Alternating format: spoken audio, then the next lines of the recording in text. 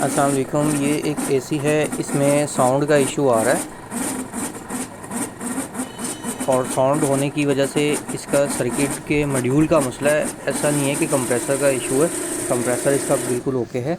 इसका सिर्फ circuit repair होगा और ये साउंड ख़त्म हो जाएगा, क्योंकि ये कंप्रेसर को थोड़ा सा चला के बंद कर रहा है, स्पीड पूरी उसको दे नहीं रहा। गैस का लोड होने की वजह से इसमें साउंड आ रहा है। ये देख रहे हैं, ओरिएंट का ये डेटन का एसी है।